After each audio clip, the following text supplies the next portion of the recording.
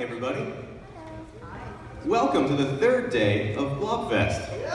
Yeah. Day 73 of Blobfest. Lobo locked me in the basement. Not sure where the next food meal is going to come from. Send help.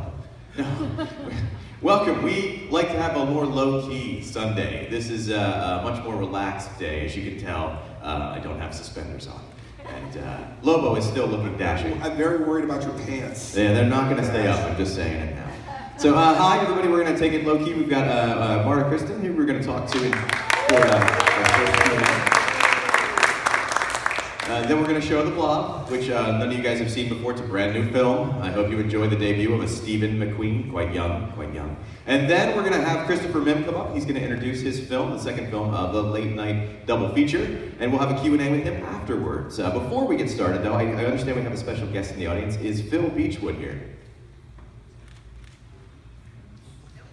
No? Okay, Phil Beechwood's getting breakfast. Maybe he's not here yet. Or brunch. We're at brunch time, aren't we? I think we are. Phil Beechwood. Lunch, blob brunch. I'm going to hand this over to you, and you guys can do your Q&A. Oh, well, thank you. I wanted to thank everyone here. Everyone is just, they've just been so much fun and friendly and just a laugh a minute. I mean, I couldn't believe running around. And I mean, the excitement and the exuberance of everyone, it was just a most wonderful experience, and I want to thank all the organizers and you guys. Thank you. Really. Marta, you brought so much to this. I mean, you played so well on stage, and it was so great to have you part of not only just having you here, but your humor and your charm, and you just. I mean, it really felt like we'd been rehearsing this for weeks somehow. I know. And it all just. I couldn't believe how it all came together once the audience was here, and you guys were just spectacular. And I mean, really, it seemed like complete chaos. And then once everything started, it was just wonderful, both of you. So. We're so. I told them I think that they should go on the road with this. I mean, it's really a wonderful and entertaining.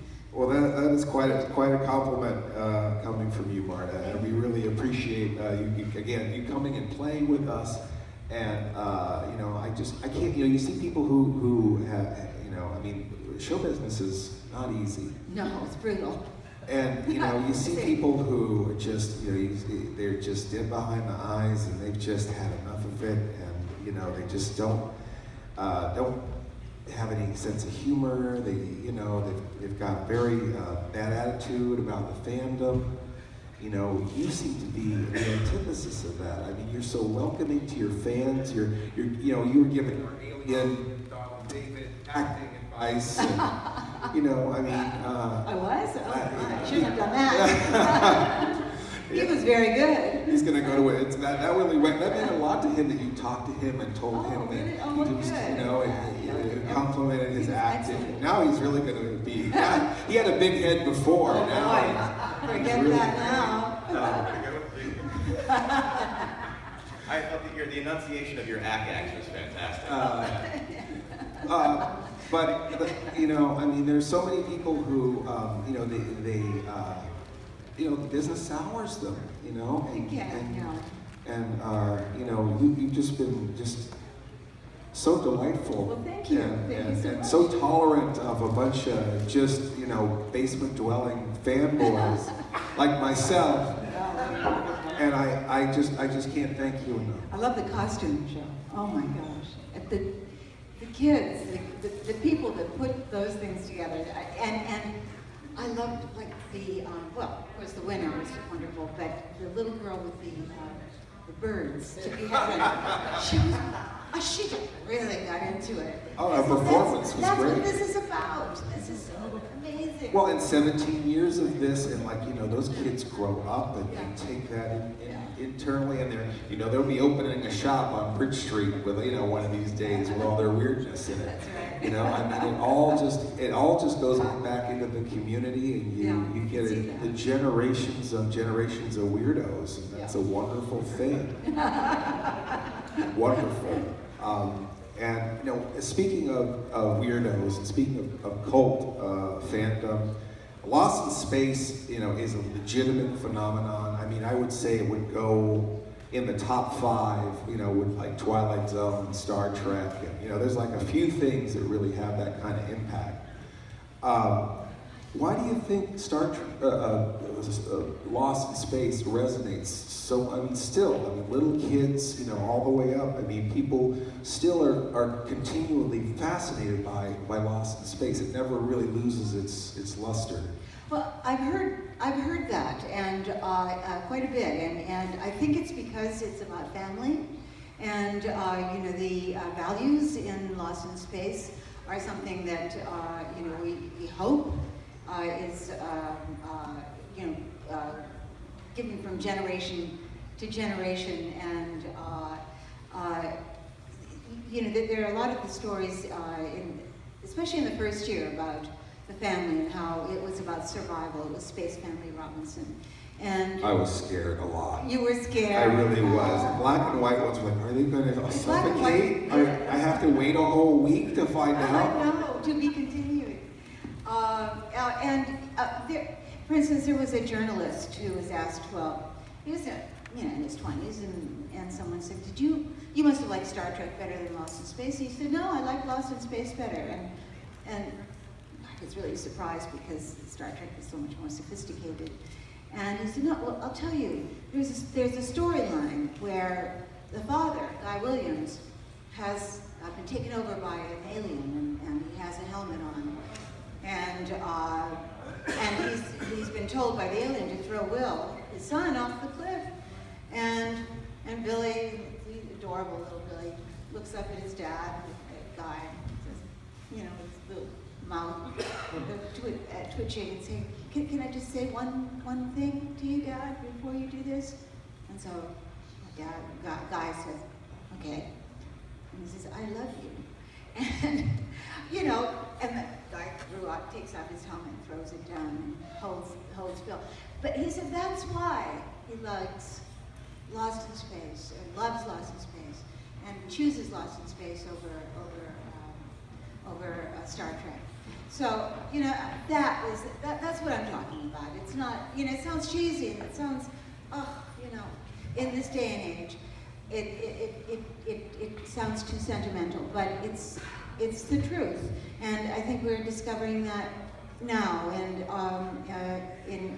in every age, but especially now when we have so many difficulties. I don't want to go there, but it is, but it's true. That's what conquers everything, and you know, that's and that nostalgia. I mean, people watched Lost in Space when they were kids, and they watched it with their families, or they watched it with their friends, and then they would go out and play Lost in Space, and they would take different parts. And I think, were you Jonathan Harris? I was always the robot. Oh, the robot, of course. Warning, danger. Mr. Lobo played you, actually. Where's your wig? Blonde wig, I don't know. But, right. I was stunning. You were? Yeah, absolutely. Anyway, I didn't want to get that serious, but that, you know, there is I wanted that element to it. I wanted that family. I think a lot of people wanted that family. Yeah, and I meet a lot of people at conventions who say, oh, you were my saving grace. I sat down and watched that show, and I pretended that I was you. I pretended Penny or Will, you know, or I just pretended I was part of your family, and there was so much joy in being part of that, and the nostalgia.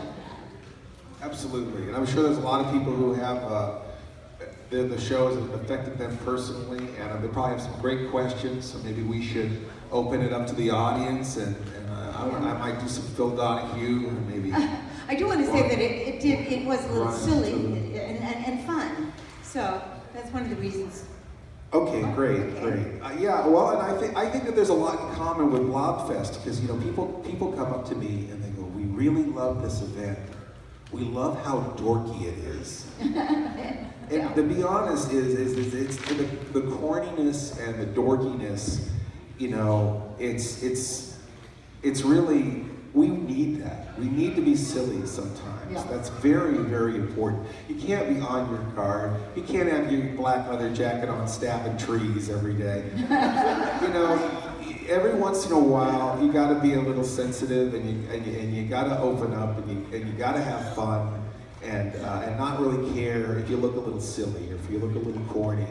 And I think that I think that that's at the core of this event. I think that everybody has fun. Everybody genuinely appreciates each other. We work well together, but we have fun together, and it's not about all that garbage that we think is supposed to be important. It's just about enjoying the moment and having fun and enjoying each other and not worrying about looking like a doofus. Which we do. Why would we leave the house? right, exactly. I just barricade myself. I was worried about that. So do we have some? I think Chuck is going to go out in the audience. There we go. Hi, Marta. Hi. In regard to women on science fiction shows, I recall having heard that Nichelle Nichols and Anne Lockhart, the daughter of your co-star June, were often approached at conventions by women who said that they were inspired to get into aeronautics, the space program. Have you ever had any such encounters with any fans? Yes. As a matter of fact, Bill, Angela, and myself went to NASA, and we were approached by many people, including women, who said that they had been inspired by Lost in Space. We looked at each other like, really? You made me love science with that show. Yes. And so I was just disappointed that my character had been an actress who was now sent up into space. I mean, I think she really should have been a scientist, which they did do in the film. But the film, I think, wasn't really Lost in Space. It was something else. We're not talking about the film here today. No. But yes, a lot of people and women as well were inspired to go into aeronautical science for that. I would think boys and girls equally, I think, probably would be inspired. At that time, it was the 60s, so, when it was on, women were not nearly as involved in the sciences as they are today. My husband went to Providence College, and it was all male. Now it's more female than male. So things, and that's Harvard as because of well. Lost So in things are Space. changing. Things are changing. That's because of Lost in Space, yes. Thank you.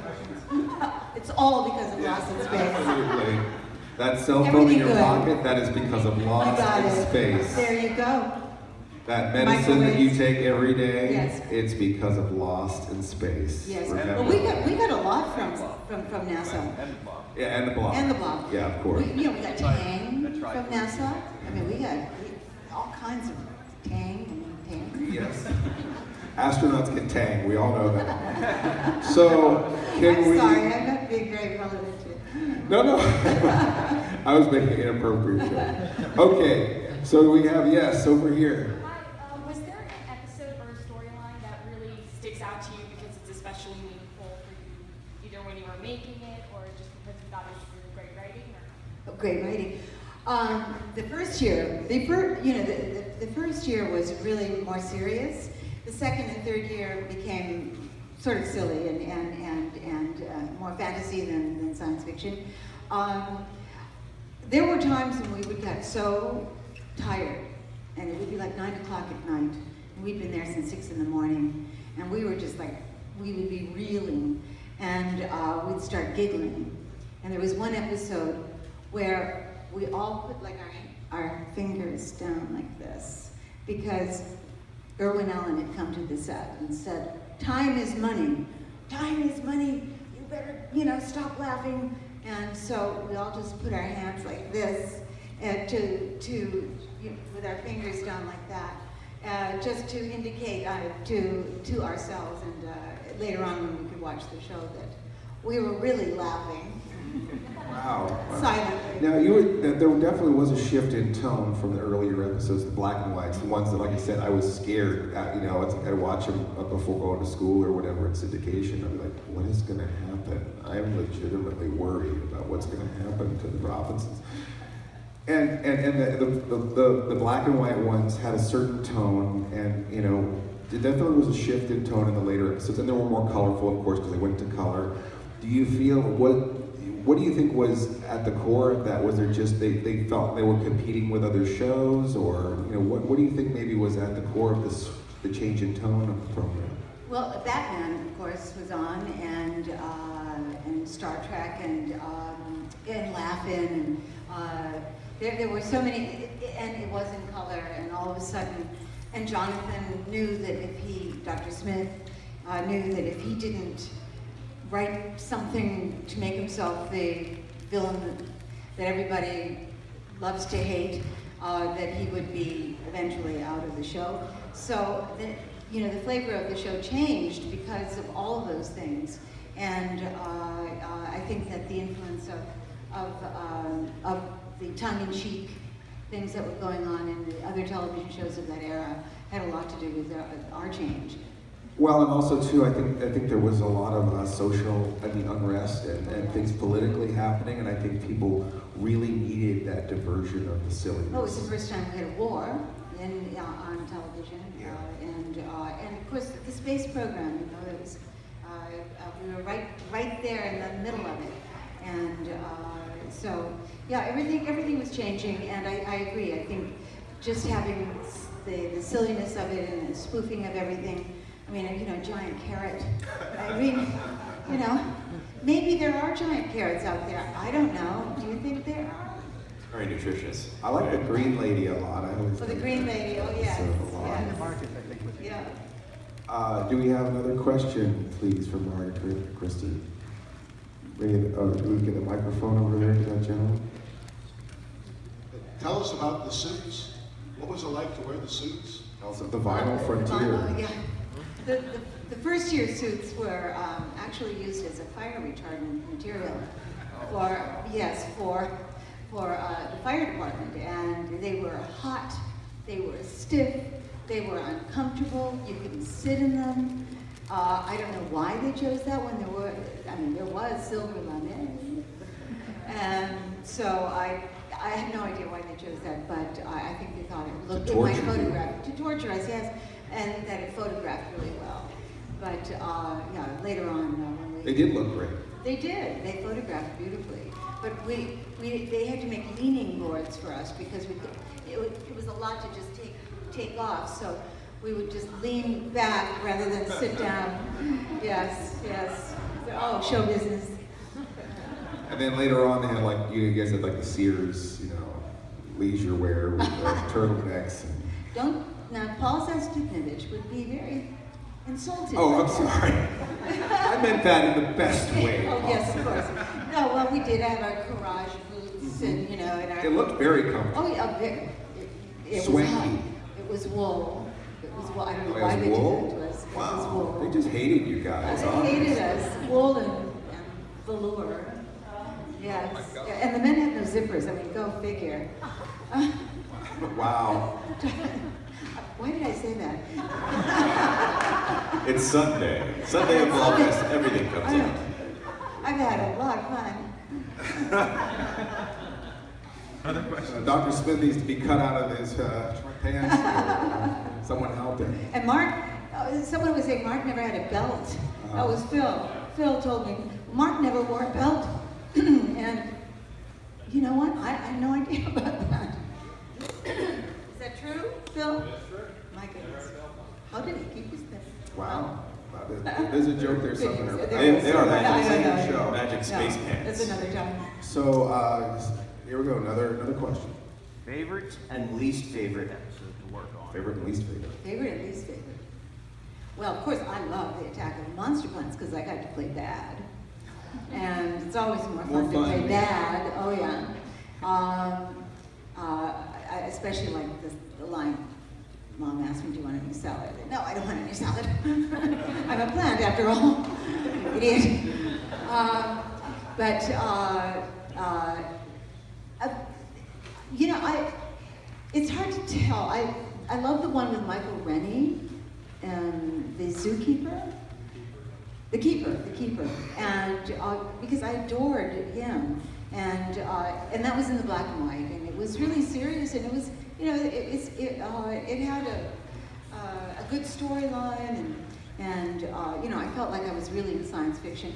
It was because I loved Outer Limits and Twilight Zone. Those were my favorite shows at the time. Wonderful show. Yeah, great shows, and I never missed them. And so I sort of felt that had more of that flavor to it. My least favorite, I don't know. I really don't have a least favorite. They all have something. I mean, I love the Great Vegetable Rebellion.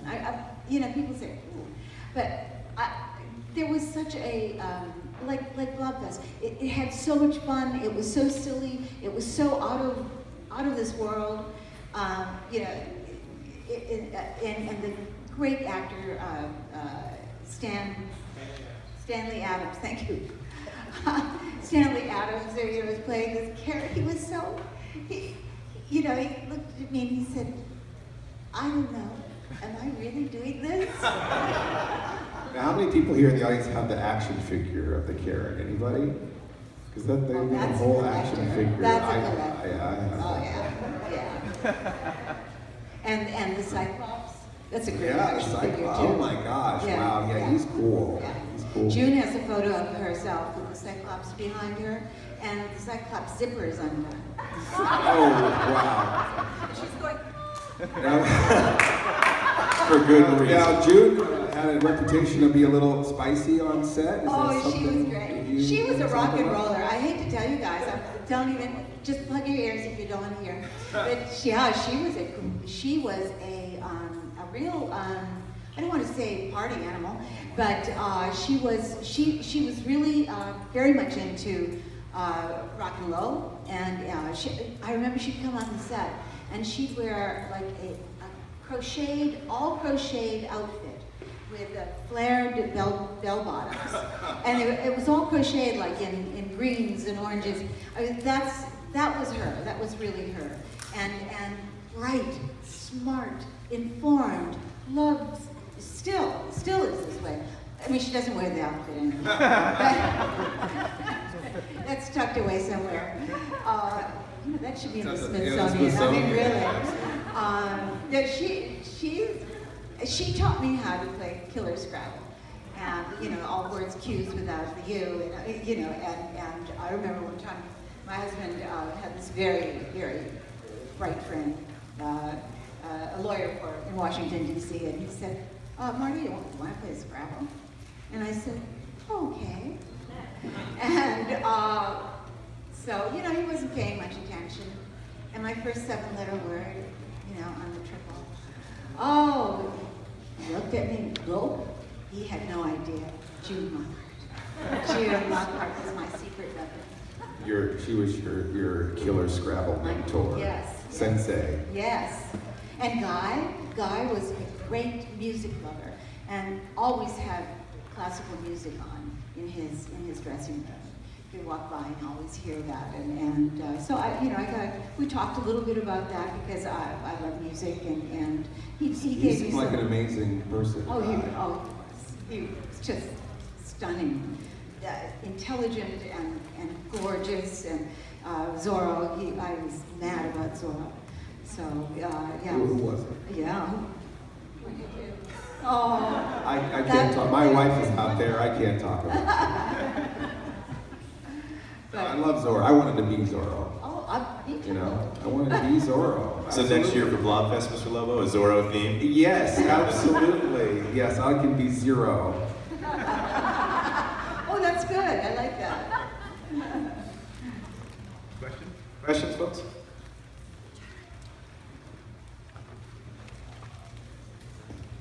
Now, given that William Self, who was producer of the show, had a number of shows going on, Batman, and Alan's other shows, Voyage Upon the Sea, Time Tunnel, Land of the Giants, are there any interesting kind of naughty or amusing stories about behind the scenes, kind of maybe someone accidentally wandering onto a set or blooper reel. And I seem to recall seeing an episode of Project UFO where you and David Hedison appeared. You played his mate, I believe. Yes. Project UFO was my favorite show in the 70s. Absolutely. It's like these two guys would show up in like a gold station wagon and say, "Nope, it was swamp gas. Have a good day, ma'am." But yeah, Project UFO was great. Yeah. So what was that? What was that like? Well, I guess all of that. There was a multi-layered question there. So. Yeah. Well, let me think. I don't remember the first part. Oh, well, any kind First of part music was like... music, anecdotes. For, Anecdotes. For Well, I wouldn't tell them if there were.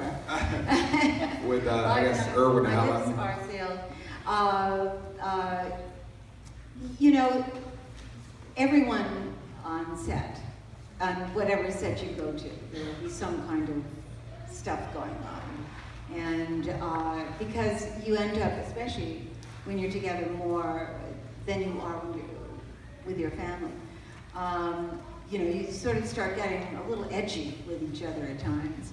And, but most of the time, once in a while, like we had a director, Sutton Rowley, who was really, I think, our best director. He took a little bit too much time, and so eventually he was not brought back. But Phil and I were talking about it last night, that he had the best camera angles. He took time to do it. And he had one where he was looking up, the camera was down here, and we were looking out like this, and June and Guy said, "That's a terrible angle, we're not gonna do that." And they walked off, they refused, so they were suspended for 2 shows, with pay, of course. And they still, I mean, June still laughs about it. She says, "Oh, can you believe we were suspended for something so stupid?"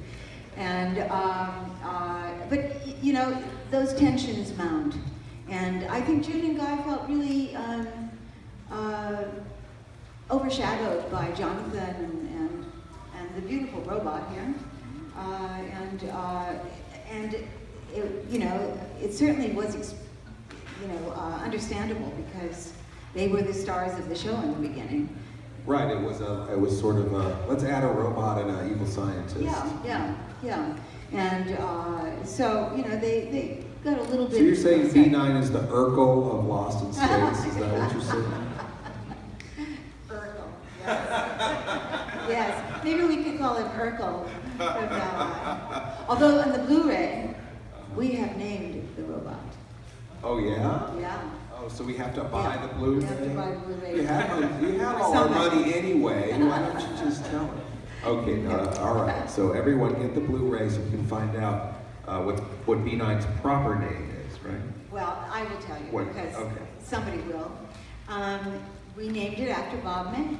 Oh. And Bob May passed away a couple of years ago, and so he's now Bob. So we can have a Robbie versus Bobby war? at Yeah, some oh, point? that's right. I forgot about Rob and Bob. That's right, yes. Just Rob and Bob, you know, a couple of pots doing their thing. Oh, Bob was great. He really was obsessed with the robot. He loved being in the robot.